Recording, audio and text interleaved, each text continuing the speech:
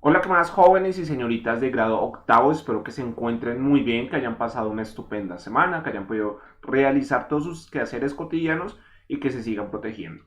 Jóvenes y señoritas, el día de hoy en la clase de sociales vamos a seguir manejando los elementos más importantes de la contemporaneidad. O sea, ya estamos en el siglo XX.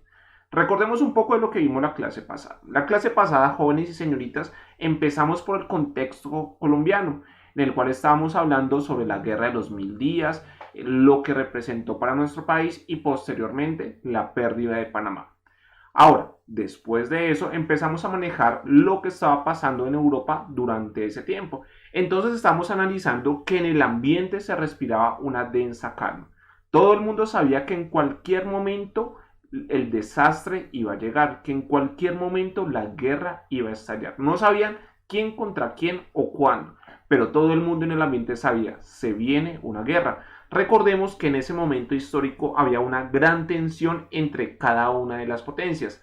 ¿Recuerdan ustedes por qué? Por el tema de el colonialismo. Entonces, habíamos hablado que estas potencias europeas tenían el poder sobre gran parte de África. Entonces, vamos a ver por acá un mapa, que ya lo habíamos detallado en la clase pasada, donde ustedes pueden apreciar que, por ejemplo, encontramos a los belgas, a los británicos, que son los mismos ingleses, franceses, italianos, españoles, portugueses, alemanes, entre otros, los cuales prácticamente tenían dominada África. Vean ustedes cómo llegaron estos países y se instauraron en los países africanos que hoy en día nosotros manejamos como Costa de Marfil, como una Etiopía y demás. Por eso, jóvenes y señoritas, es que generalmente en África se hablan dialectos muy relacionados con el europeo. Entonces, es fácil usted dirigirse a un país africano e encontrar que su idioma oficial es el francés, el italiano, en algunos casos hasta el español. ¿Por qué? Porque esos países sufrieron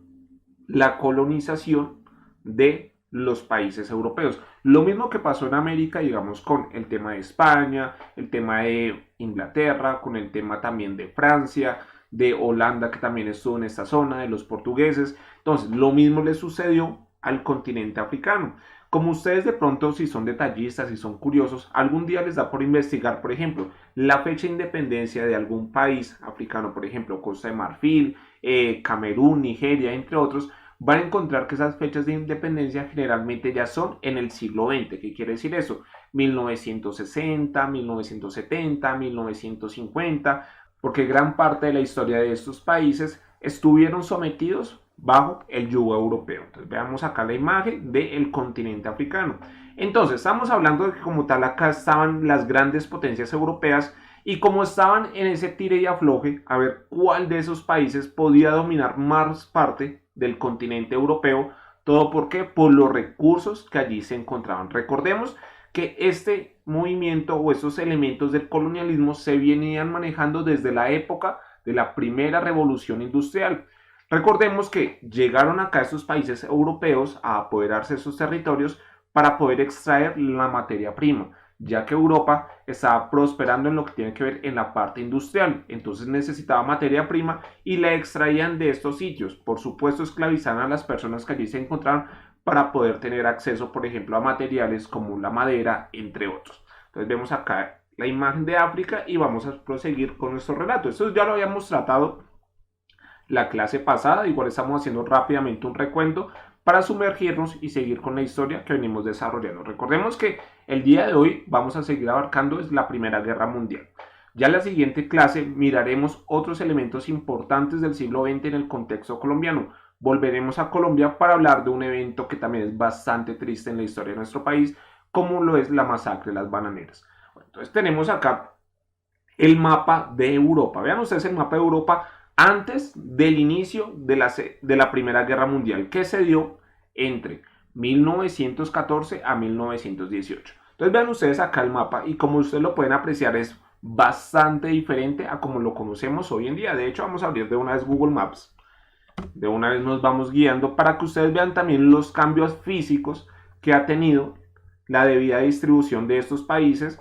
¿Por qué? Porque ha cambiado mucho, ha variado después de la Primera Guerra Mundial y también después de la Segunda Guerra Mundial, que han sido conflictos que han marcado la historia de la humanidad. Entonces vean ustedes, este es el mapa actual del continente europeo. Voy a acercarlo un poco más y vamos a ir. Listo. Entonces, como ustedes lo pueden ver, ya estamos apreciando repúblicas, por ejemplo, como podría ser un Croacia, como lo podría también ser un República Checa, como la es una Eslovaquia y demás. Ahora nos vamos al mapa que les había mostrado inicialmente y como ustedes lo pueden ver, los países generalmente que les acabé de nombrar no se encontraban en ese momento formados antes de la Primera Guerra Mundial. Tenemos inicialmente una Alemania que, vean, su extensión es mucho mayor a la que podemos encontrar hoy en día. ¿Por qué? Porque Alemania sufriría, como ustedes saben, la derrota tanto en la Primera como en la Segunda Guerra Mundial. A causa de eso, los países que habían sido victoriosos le irían quitando un poco de terreno cada vez más por ser Alemania ese país perdedor. Vemos acá y vean ustedes que quiero que analicen este país que va a ser sumamente importante durante el desarrollo de la Primera Guerra Mundial y que de hecho desaparecería o se dividiría después de esta. El Imperio Austrohúngaro. Veanlo acá, dice Austria-Hungría. Eso era un imperio. ¿Qué quiere decir un imperio? Que en ese momento el que gobernaba era un monarca, un rey. ¿Listo? Entonces, acá tenemos al Imperio Austrohúngaro. Vean ustedes la dimensión, que es bastante grande. Si lo llevamos al mapa actual, ¿qué países podríamos encontrar allí? Podríamos encontrar una Austria, en esta zona, una Hungría, que eran los principales países que conformaban el Imperio Austrohúngaro, aunque en ese momento histórico no estaba esa división, está una Eslovaquia, y por otra parte tenemos acá territorios que hoy en día se denominan los Balcanes. Los Balcanes es esta zona de Croacia, de Serbia, vamos a acercarlo un poco más, de Bosnia-Herzegovina y demás. Todos esos países se le denominan los Balcanes, ¿listo? Entonces, cuando hablemos, por ejemplo, de los Balcanes europeos, nos estamos haciendo referencia a esta zona: Croacia, Bosnia-Herzegovina, Serbia, Montenegro, Kosovo, Albania y demás. Toda esta zona comprende lo que se le denominan los Balcanes. De hecho, sería acá donde iniciaría la Primera Guerra Mundial, en esta zona. ¿Por qué? Porque, como lo vamos a ver más adelante, un suceso que se va a dar acá en Bosnia-Herzegovina llevaría a que todos estos países se empezaran a enfrentar. Entonces, vamos a ver por acá, analizamos un poco más este mapa y tenemos acá Suiza. Vean ustedes a Suiza, y Suiza es algo bastante curioso. Suiza ha tratado de ser neutral, un país neutral durante la Primera y la Segunda Guerra Mundial, pero ustedes dirán, pero profe, es que está prácticamente en todo el centro de Europa. Vean ustedes, es súper estratégico. ¿Cómo ha hecho para no estar sumergido en esas confrontaciones? Lo que pasa es que Suiza, jóvenes y señoritas, generalmente tiene población procedente de Alemania, tiene población procedente de Francia y de otros países de la zona. Entonces, cuando ustedes tengan la posibilidad de ir a Suiza y si tienen la posibilidad de hablar con una persona, van a escuchar que generalmente cuando hablan de su descendencia se remiten a que su abuelo o tatarabuelo tiene procedencia de otro país, como francesa, alemana, belga, entre otras. Entonces, como tal, eso le ha servido a Suiza, esa diversidad étnica, para poder estar resguardado y no, como tal, tener que asumir un partido dentro de la Primera o la Segunda Guerra Mundial. Generalmente Suiza siempre ha sido un país bastante neutral en esa serie de conflictos. Entonces, veamos acá el mapa y ahora nos vamos a remitir a de nuevo la presentación. Pero antes de eso también vean ustedes el tema de los colores. Recuerden ustedes que yo les había dicho, jóvenes y señoritas, que en ese momento se estaban empezando a crear una alianza.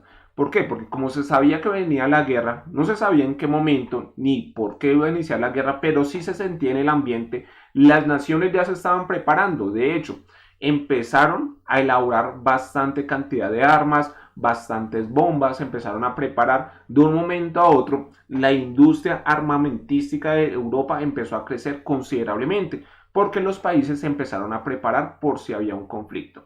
Entonces, vean ustedes acá, y a través de la representación de estos colores podemos identificar dos bandos sumamente importantes. Tenemos, por ejemplo, a Gran Bretaña aliado con Francia y con Rusia, aunque Rusia, como lo veremos más adelante, no va a terminar la guerra. ¿Qué quiere decir eso? Se va a salir de esta confrontación antes de finalizar la Primera Guerra Mundial. Claro, esto con una serie de consecuencias, con una serie de pérdida de territorios que le tendría que dar a Alemania. Pero bueno, ya llegaremos a ese momento histórico. Ahora, veamos el otro bando y tenemos como principales países a Alemania y al imperio austrohúngaro. Recordemos que cuando hablemos de Austria-Hungría le vamos a denominar el imperio austrohúngaro. Cada vez que yo mencione el imperio austrohúngaro hago referencia a esta nación, a este país que vemos acá, que hoy en día ya no existe tal cual como se denomina acá en este mapa, sino que se desintegró y se dividió en países mucho más pequeños. Ahora, acá nos menciona, por ejemplo, que el imperio turco otomano se encontraba en un momento como neutral. Sí, en un momento el imperio turco otomano, que es el mismo Turquía, estaba neutral, pero con el desarrollo de la guerra se va a unir a Alemania y al imperio austrohúngaro. De hecho, eso también sería un gran desastre para esta nación, porque el imperio turco otomano también se desintegraría después de la Primera Guerra Mundial. Este imperio también tenía una extensión de territorio bastante amplia, no solamente acá en esta zona que abarca parte del continente europeo, sino también en Asia. Entonces, ¿qué es lo que pasaba? Inicialmente los austriacos, o sea, el imperio austrohúngaro, se la llevaba muy mal con el imperio turco. Y entonces ustedes se preguntarán, pero entonces, ¿por qué se aliaron si se la llevaban tan mal? Lo que pasa es que inicialmente esos países, el imperio turco otomano y el imperio austrohúngaro, tenían intereses acá en los Balcanes, o sea, querían dominar esta zona. Y como ustedes lo pueden ver, pues cuando hay dos grandes potencias como estas, dos grandes imperios, y hay un pequeño territorio en disputa, pues generalmente son enemigos. Entonces querían tener como tal el control sobre esta zona. Posteriormente, Alemania entraría como un estilo de mediador y estos dos, el imperio austrohúngaro y el imperio turco otomano, realizarían como un cese al fuego, como una tregua de palabra que generalmente se vivían entre estos dos imperios para aliarse y de esta manera combatir a los ingleses, a los franceses y a los rusos. Eso también es muy importante que lo tengan presente porque inicialmente el imperio austrohúngaro y el imperio turco otomano no se la llevaban nada bien. Es como decir, estamos peleados. Pero llegó Alemania a interceder y dijo, oiga, no, tenemos que unirnos porque si no esta gente nos va a derrotar. Y ellos recordemos que tenían intereses acá. Entonces dijeron, bueno, vámonos como tal, nos unimos en esta guerra y después nosotros solucionamos nuestros problemas. Cosa pues que no se terminaría dando porque estos dos imperios serían los dos grandes perdedores, claro, contando también a Alemania, y terminarían desintegrándose. Entonces, ahora sí volvamos al tema de la presentación. Ponemos acá una serie de imágenes que ya también habíamos visto en la clase pasada. Habíamos hablado de ese nacionalismo y rápidamente vamos a recordar ese concepto. Nacionalismo es cuando se introduce o cuando se genera esa corriente o esa ideología política en el cual la gente se siente muy identificada de su nación, pero tanto que de hecho cree que es superior a las personas que están en otras naciones. Entonces, una cosa, como yo les decía a ustedes en algún momento determinado, es usted sentirse orgulloso del lugar de donde nació, y otra cosa es pensar que porque nació en ese sitio o usted tiene unas características físicas es superior a otra persona. Eso ya se le va considerando como el tema del nacionalismo. Entonces, debido a que esas personas se consideraban superiores que los otros, entonces un alemán se considera superior sobre los otros europeos o un italiano se considera superior sobre la otra parte de la población europea, creían que solamente por ese hecho podían llegar como tal invadir un territorio sin importar lo que le pasara a las personas que allí habitaban. Entonces podían llegar como tal saquear o asesinar a las personas que allí vivían, pero dentro de ese nacionalismo eso era válido porque ellos se consideraban superiores que esas otras personas. Por eso es que el nacionalismo hoy en día generalmente cuando se habla de este tema es sumamente criticado.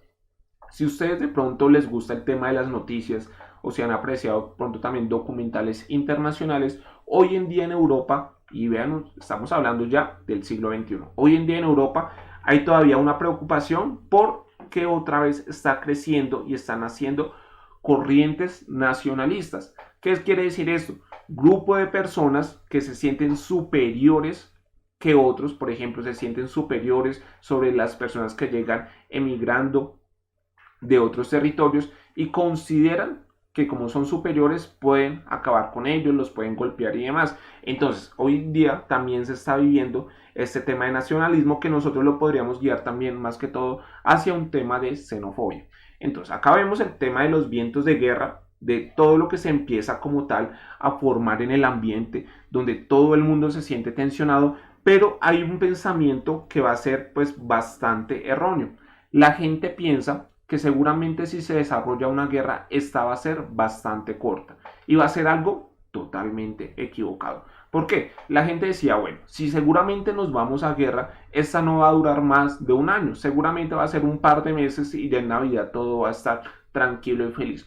La gente de hecho no tenía adecuadamente esa noción de lo que significaría una guerra. Las guerras que se habían vivido anteriormente en Europa nos tenemos que remitir, digamos, para que sea un suceso tan amplio, prácticamente hacia finales de la Edad Media. Entonces, vean que ha pasado bastante tiempo. Prácticamente durante la modernidad no existió una confrontación tan grande para que la gente recordara todo lo que implicaba una guerra. Entonces la gente pensaba, listo, si nos vamos contra los otros, seguramente los derrotaremos en un par de meses, era el pensamiento de todos, todo el mundo pensaba que iba a ganar y posteriormente, pues ya en Navidad estaremos todos felices comiendo como tal la cena con nuestras familias y demás. Y es un pensamiento que fue totalmente equivocado porque como ustedes han podido realizar la cuenta, desde 1914 hasta 1918, 4 años de conflicto donde va a fallecer bastante gente. Ahora, bueno, acá tenemos el tema de los Balcanes, cosa que ya habíamos explicado. Entonces, en esta zona o en esta parte nos decía la importancia. Entonces, vean ustedes, vamos a ubicarlo adecuadamente dentro de nuestro mapa para referenciarlo en la importancia que tiene esta zona en el continente europeo. Entonces, esta zona que estoy delimitando acá, que estoy marcando, se le denominan los Balcanes. ¿Quiénes tenían intereses? Inicialmente, el Imperio Austrohúngaro, vamos a ver si por acá todavía tenemos el mapa, estos de por acá, y el Imperio Turco Otomano. De hecho, mejor hagamos acá nuestro monacho para que quede mejor referenciado en este mapa. Entonces, acá tenemos los Balcanes, ¿listo?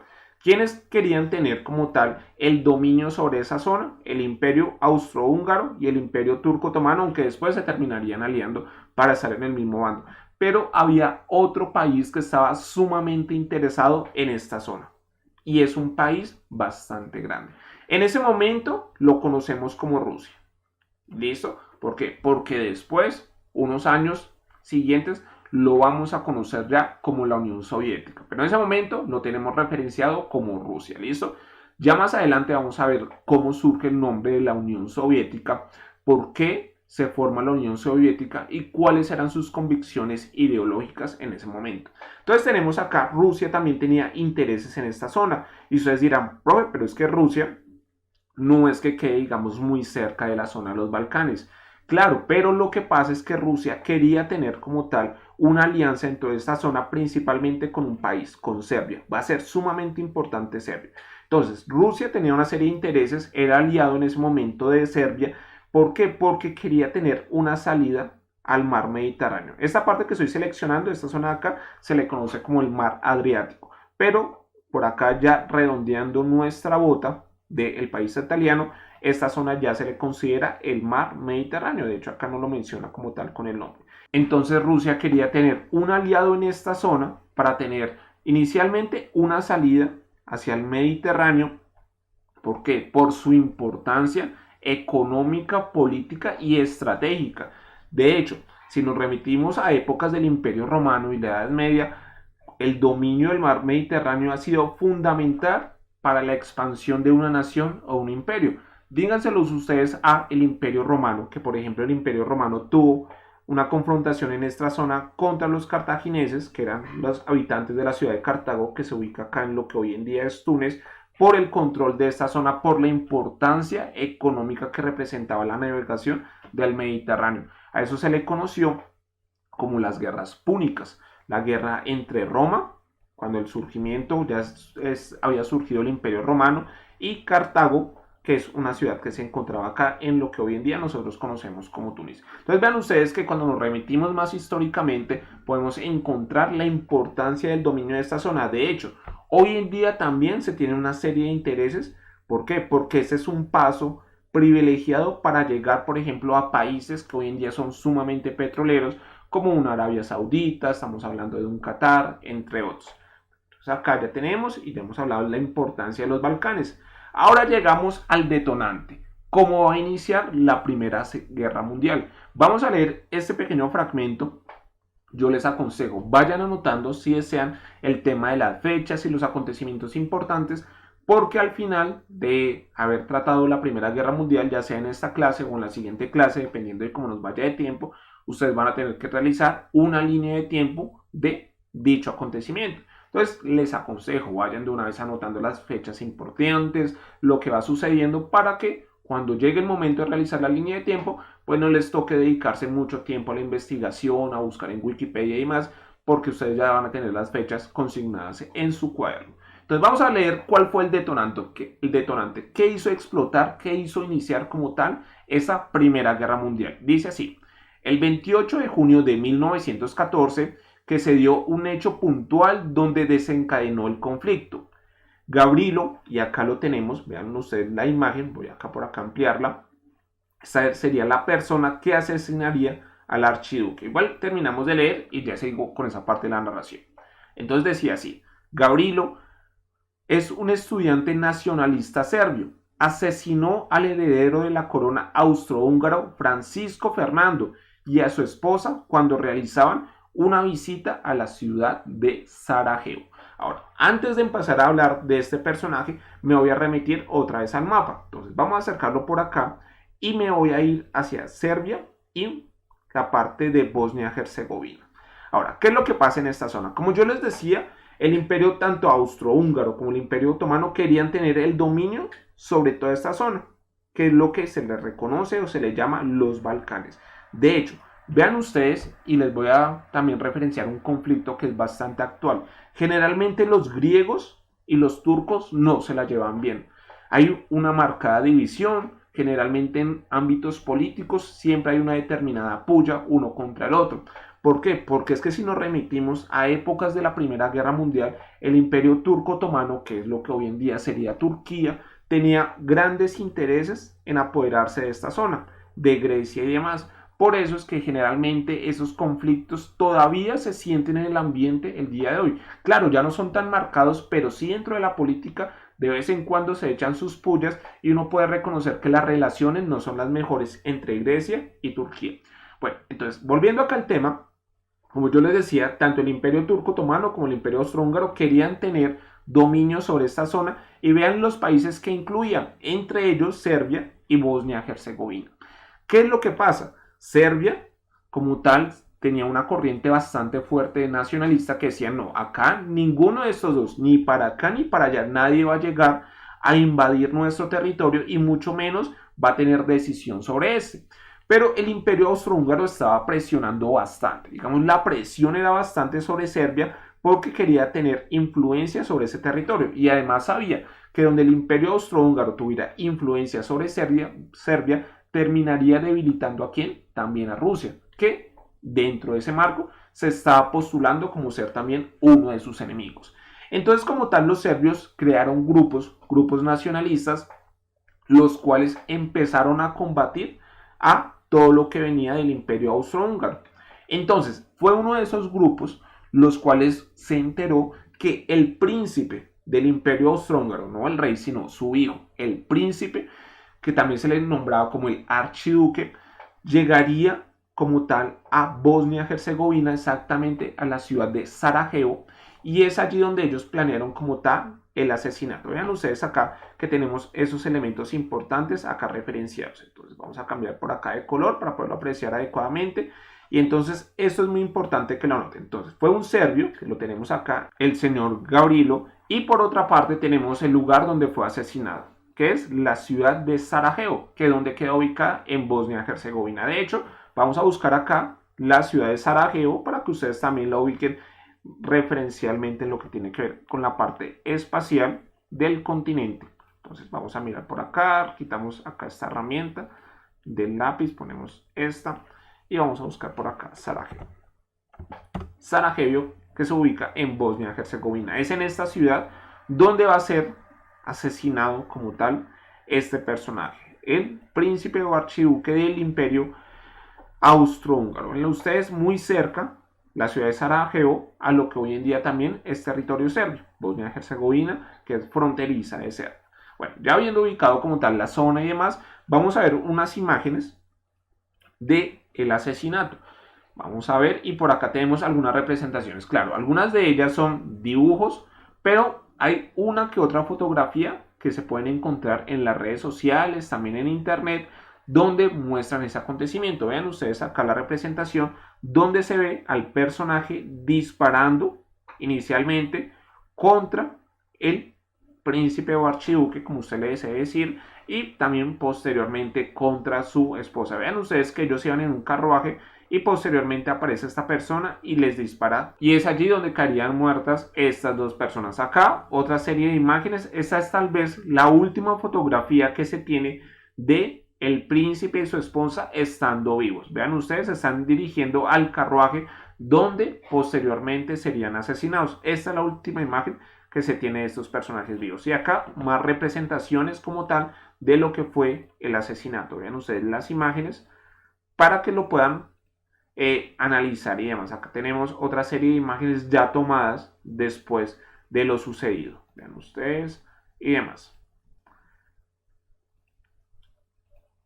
Bueno, ya habiéndonos ilustrado de cómo fue ese acontecimiento, de cómo fue el asesinato de el archiduque Francisco Fernando, así se llamaba Francisco Fernando, pues prosigamos como tal con la historia. Pero antes de eso vamos a abrir por acá.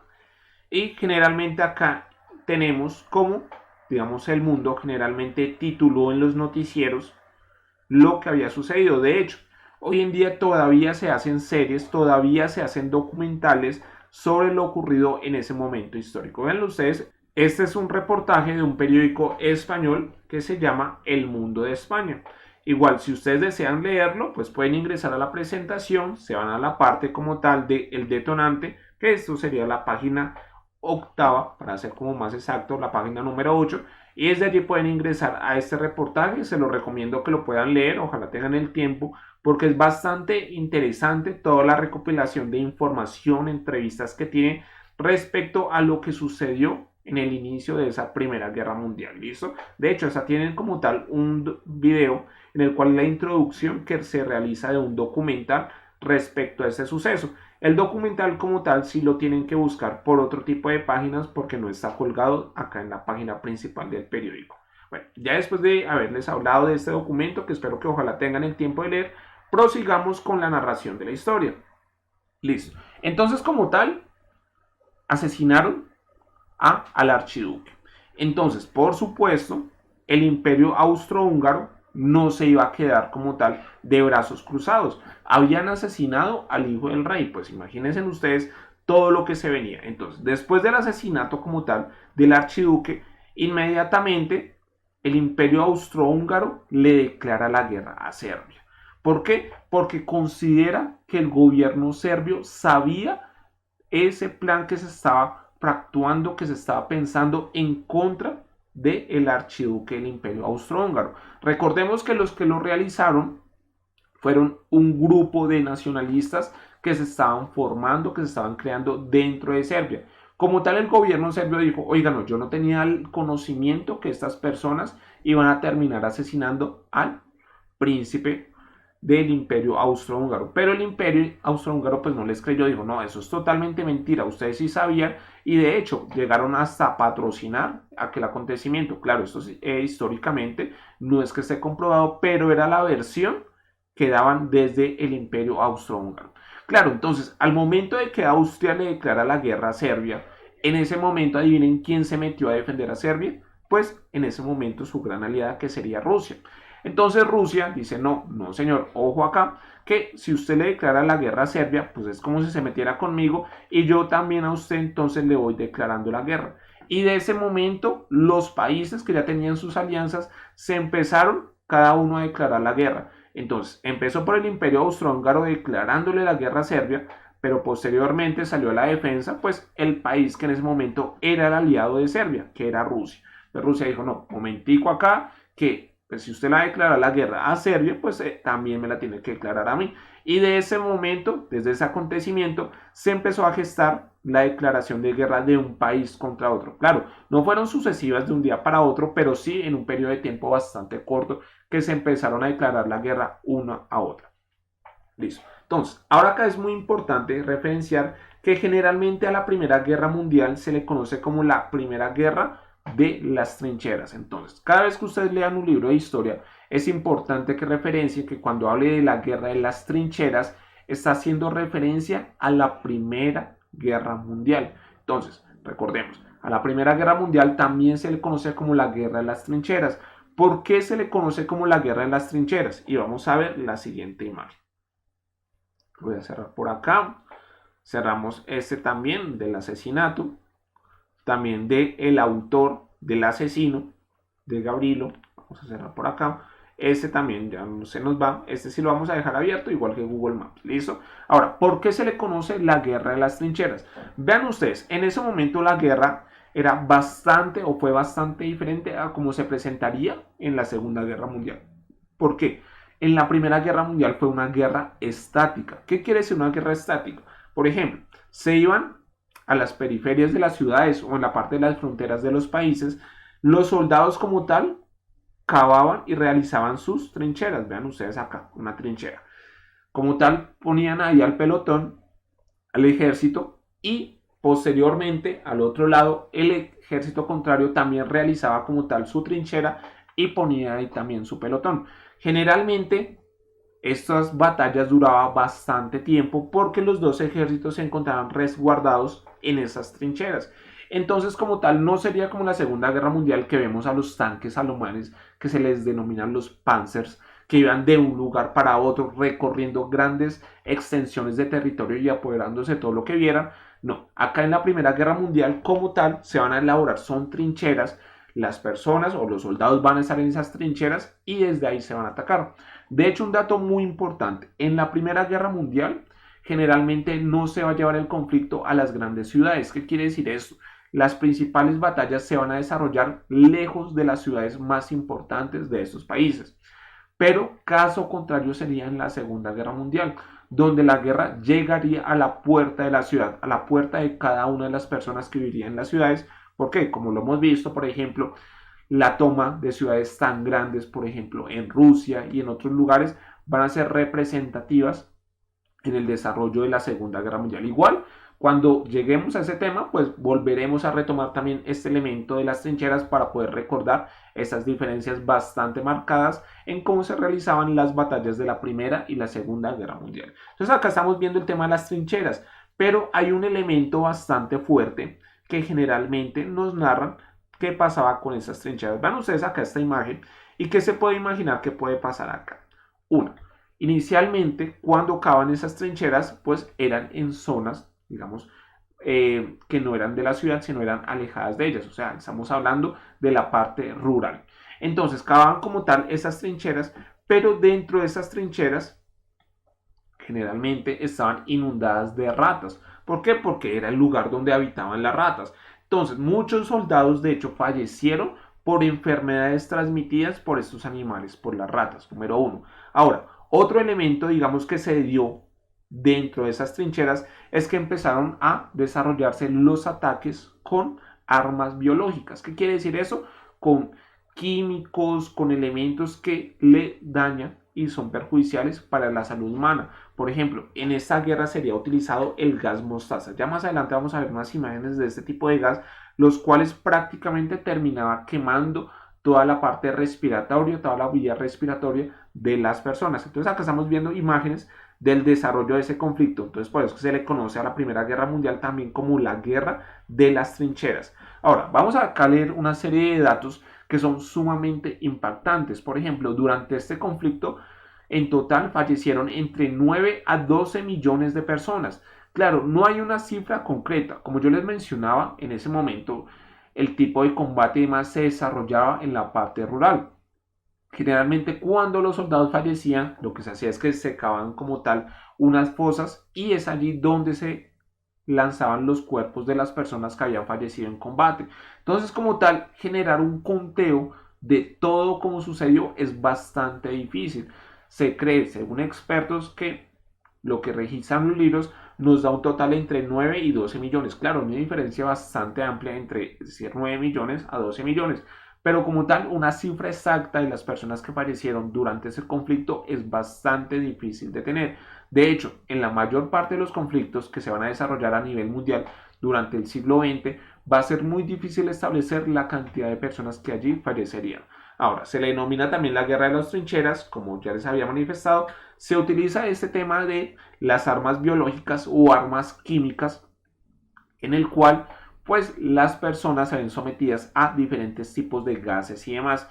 Y por otra parte se empieza con el tema de los bombardeos y se empiezan a realizar los submarinos. Más adelante vamos a ver la importancia que van a tener los submarinos dentro de ese contexto de la Primera Guerra Mundial. Vamos a ver acá una imagen de los gases que se utilizaban y vean ustedes, generalmente se tenía la creencia que las personas al utilizar esta serie de mascarillas, los gases no los iba a afectar.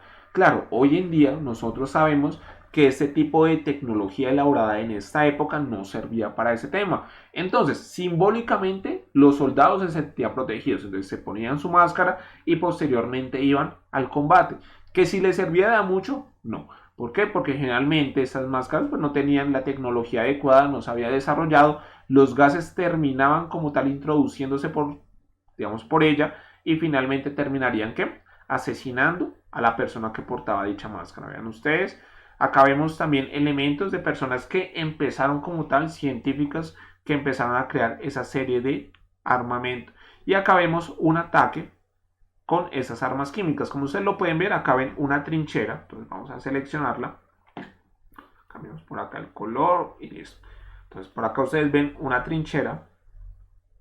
Y como lo pueden apreciar, se realizaban ataques con estos gases. ¿Por qué? Porque como la guerra era estática, los soldados no se estaban moviendo de un lugar para otro, sino estaban en un solo sitio, pues era fácilmente un blanco a través de estas armas o también a través de los bombardeos. De hecho, el desarrollo tecnológico en los aviones fue bastante amplio, desarrollo que todavía seguimos aplicando hoy en día. Una guerra generalmente no trae nada bueno, solamente trae dolor, hambre, muerte. Pero cuando uno habla de los avances tecnológicos que se desarrollan en esos momentos, uno que otro se puede destacar. En este caso con el tema de la aviación, pero como tal si uno le ponen a elegir, pues ya sabe que cualquier tipo de confrontación bélica, lo único que termina trayendo es dolor y muerte a las personas del común, que son las personas que terminan como tal recibiendo y afrontando todo el conflicto. Por acá bajamos un poco más, vemos imágenes bastante impactantes. Vean la cantidad de muertos que podemos ver en esta toma. Los vamos a contar rápidamente, así rápidamente y por encima. 1, 2, 3, 4, 5, 6, 7, 8, 9, aproximadamente 10 personas fallecidas solamente en esta zona. Y bueno, fue después de un ataque con armas químicas. Vean ustedes acá. ¿Por qué? Porque eran personas que, como yo les decía, se encontraban en un sitio, en la trinchera. Cuando caía uno de estos elementos dentro de la trinchera, ya nada que hacer. Ya sabían que ese era su final, porque ¿cómo hacían para defenderse de este agente? Bastante difícil, ¿cierto? Acá más imágenes que representan. Y acá vemos a un soldado que ha sido herido por ese tipo de armamento y vean las quemaduras que puede producir en la piel. Entonces, las personas que lograban quedar vivas, digamos que por algún digamos, acontecimiento de la vida y afortunadamente para ellos lograban quedar con vida, su cuerpo quedaba con algunas secuelas, la mayor parte de ellas con quemaduras. Vean ustedes a ese soldado en el cual se le pueden apreciar las quemaduras producto de los ataques con esas armas químicas. De hecho, después de esta guerra, de la Primera Guerra Mundial, se empezarían a crear tratados donde decían, oiga, no, vamos a prohibir que en cualquier guerra se vuelvan a utilizar armas químicas. ¿Por qué? Por el dolor que sufre, pues, el bando contrario, por el dolor que pasan las personas al tener contacto con esta serie de armamentos. Entonces, después de la Primera Guerra Mundial, se han creado una serie de tratados tratando de prohibir la utilización de armas químicas. Desafortunadamente, y es una dinámica que se viene presentando cada vez más frecuentemente, hemos visto como por ejemplo en conflictos en Medio Oriente, conflictos en otros lugares y zonas del planeta, todavía se siguen utilizando las armas químicas como elemento letal en contra de la población, no solamente de los soldados, sino también de la población civil. Entonces es un elemento pendiente de la humanidad poder erradicar el uso de estas armas químicas y por qué no poder erradicar cualquier tipo de conflicto que se desarrolle en nuestro planeta. Ahora, vean ustedes acá estas imágenes y les voy a adelantar un punto de la actividad. Entonces voy a por acá ampliarlas, entonces copiar dirección de la imagen, las voy a pegar por acá para poderles explicar este elemento. Entonces, ustedes van a encontrar estas imágenes dentro de la actividad, pero ¿por qué? Generalmente, en ese momento, cuando estalla la guerra, los medios de comunicación van a ser sumamente importantes. ¿Por qué? Lo que pasa es que si hay una guerra, pues ¿qué necesita una nación? Soldados, ¿cierto? Porque si no hay soldados, ¿cómo van a afrontar la guerra?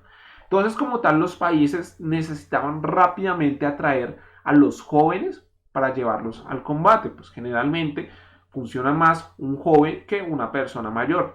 En este caso, algunos jóvenes fueron reclutados por la fuerza, pero igual necesitaban llamar la atención de muchos más jóvenes.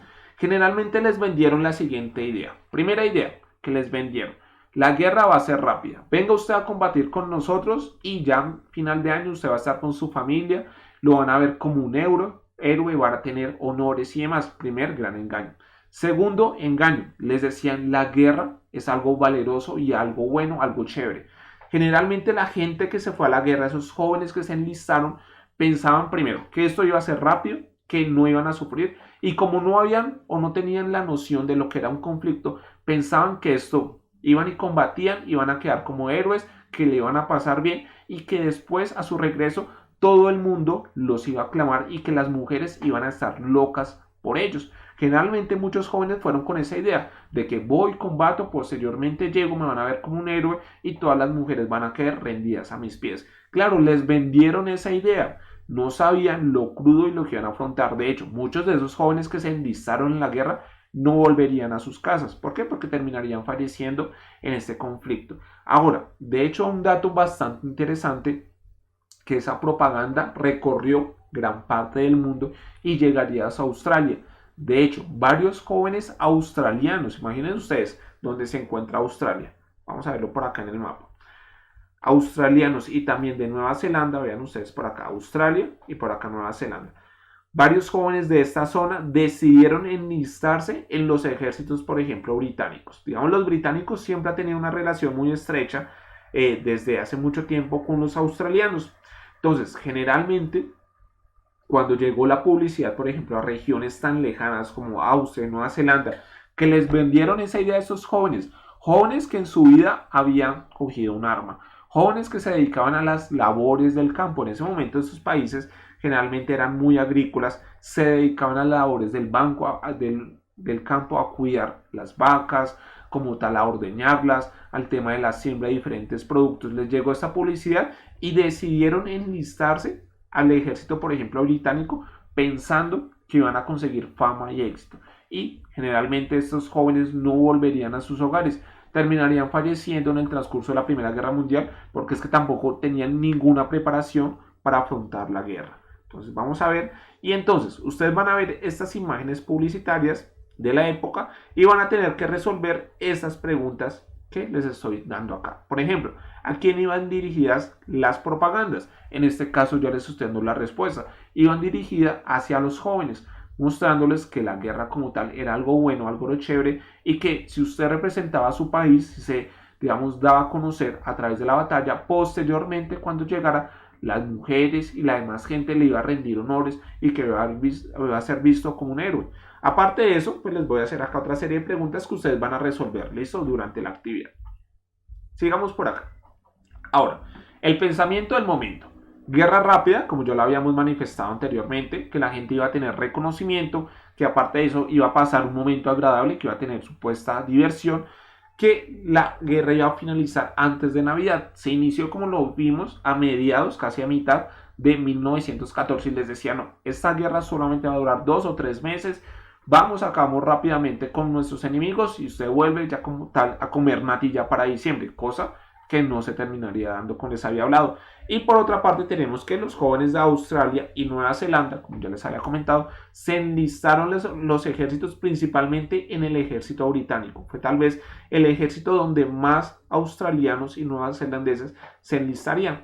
Acá, antes de terminar la clase del día de hoy, vamos a ver otra serie de imágenes que son sumamente importantes para poder seguir reconociendo todo esto que fue el conflicto. Acá vemos, por ejemplo, fotografías de esos jóvenes que se enlistarían en los ejércitos para de esta manera ir a combatir. Vean ustedes, jóvenes que generalmente no superaban los 22, 23 años de edad y que terminarían falleciendo. De hecho, Después de la Primera Guerra Mundial salió un término que ha sido bastante importante.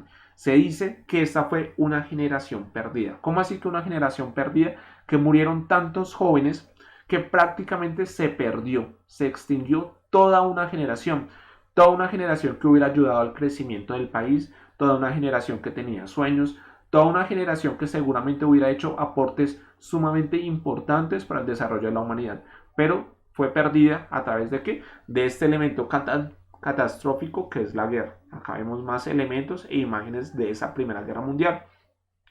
Por acá vemos la marcha de las tropas, vean ustedes cómo se iban desarrollando en ese momento, imágenes representativas de esa Primera Guerra Mundial, acá más marchas de soldados que se dirigían hacia los campos, principalmente a elaborar las trincheras para posteriormente allí combatir. Vean ustedes acá esta trinchera y la imagen también es muy, digamos, fuerte en lo que tiene que ver con los combates del momento.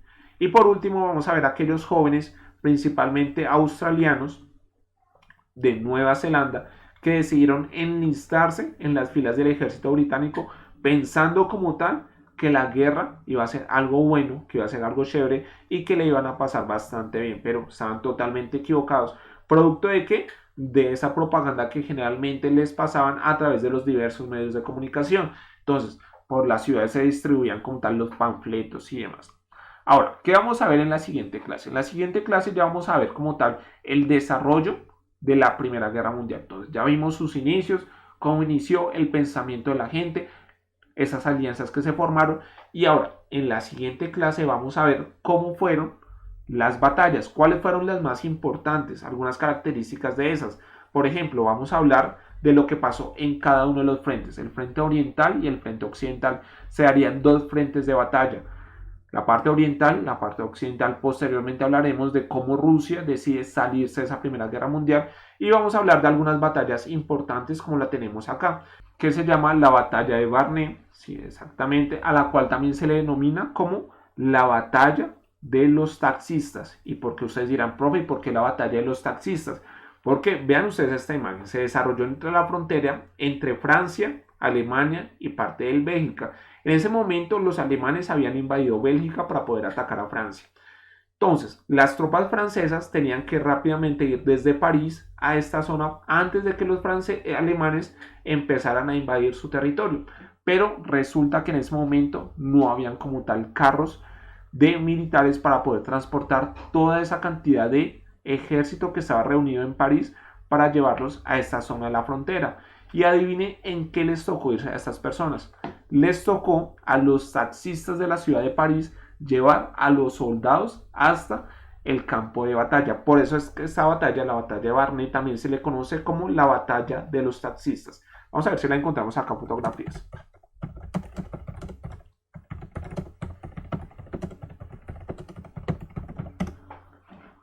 Vamos a ver en imágenes, a ver si de pronto somos afortunados y acá sí tenemos las imágenes. Vean ustedes, en taxis de la época llenaron esos taxis hasta no más poder y les tocó a los taxistas de París llevar a los soldados que allí se encontraban hacia la frontera que era entre Francia con Bélgica y parte de Alemania, porque es que desde allí venía el ataque de los alemanes. Entonces vean ustedes que a esa batalla también se le conoce como la batalla de los taxistas, porque un taxista y donde usted se pudiera subir, lo importante era dirigirse desde París al campo de batalla. Entonces vean esa imagen, hasta en el techo les tocaba a los soldados como tal subirse en esos taxis de la época para poder ir y como tal defender el territorio de su país. Pero es un elemento que ya manejaremos más adelante en la siguiente clase. ¿Listo? Bueno, jóvenes y señoritas, por el día de hoy ha sido todo. Espero que estén anotando las fechas, que tengan nociones de lo más importante que se dio durante el transcurso de esta Primera Guerra Mundial. Y bueno, ya seguiremos con este relato la siguiente clase. Lo importante es abarcar los temas más importantes, más representativos y que ustedes tengan muy presente cómo fue el desarrollo de este conflicto. Entonces, que tengan un buen fin de semana, que la pasen muy bien, que lo disfruten, que puedan descansar, también realizar sus quehaceres cotidianos y académicos. Y ya nos veremos dentro de 8 días para seguir con este proceso histórico y también irle dando cierre a lo que tiene que ver con este año escolar en la materia de sociales. Entonces los dejo, que estén muy bien y hasta la próxima. Chao.